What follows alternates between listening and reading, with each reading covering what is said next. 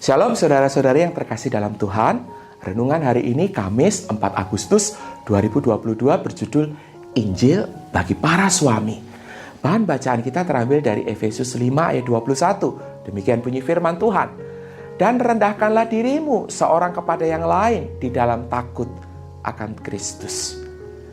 Beda dengan tempat kerja bahkan gereja, di rumah saudara akan merasa lebih leluasa untuk menjadi diri sendiri apa adanya.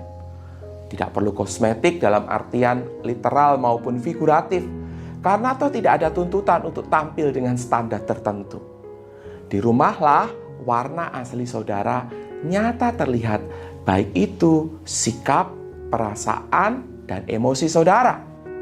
Untuk alasan inilah mengapa kalau saudara mengaku bahwa Injil Kristus telah mengubah hidup saudara, maka perlu dikonfirmasi dengan orang-orang yang ada di rumah di mana saudara tinggal. Rasul Paulus paham benar akan hal ini. Dalam suratnya kepada jemaat Kolose dan Efesus, Kolose 3 ayat 18-21 dan Efesus pasal 5 ayat 21-6 pasal 6 ayat yang keempat, ia menekankan bahwa Injil pasti mengubah cara suami istri, orang tua dan anak dalam relasi mereka di rumah. Secara khusus saya memfokuskan pada relasi suami dan istri, dan yang pertama hari ini saya memfokuskan kepada para suami. Efesus 5 ayat 21 itu seringkali dilupakan dalam pembahasan mengenai relasi suami dan istri, sebagaimana pembahasan Paulus di dalam Efesus 5 ayat 22 sampai 23. Padahal ayat ini merupakan kunci untuk memahami perikop ini. Kuncinya adalah merendahkan diri dan takut akan Tuhan. Paulus kemudian memberikan kunci ini dipraktikkan khususnya bagi para suami dalam ayat-ayat selanjutnya.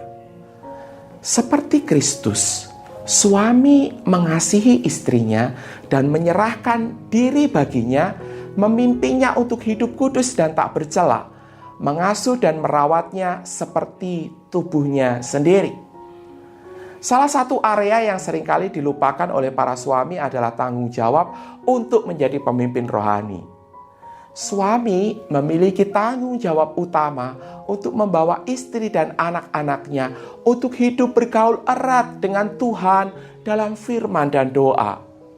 Suami tidak bisa cari alasan dan berkata kepada istrinya, "Gini deh, bagian saya yang cari duit, ini yang realistis. Kamu urus soal-soal rohani yang idealis."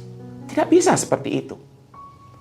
Suami juga bertanggung jawab memberikan perlindungan rohani bagi istri dan anak-anaknya dengan senantiasa berdoa bagi mereka tanpa putus, secara intensional atau disengaja, agar terjaga dari tipu daya iblis, dunia, dan kedagingan mereka.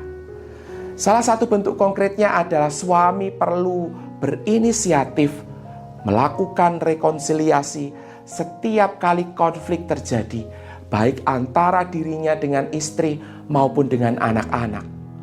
Para suami harus yang memulai, karena seperti Kristus yang telah berinisiatif mencari dan berdamai dengan gerejanya, demikianlah suami mengambil langkah pertama untuk berdamai, meminta maaf, bahkan mengakui kesalahan.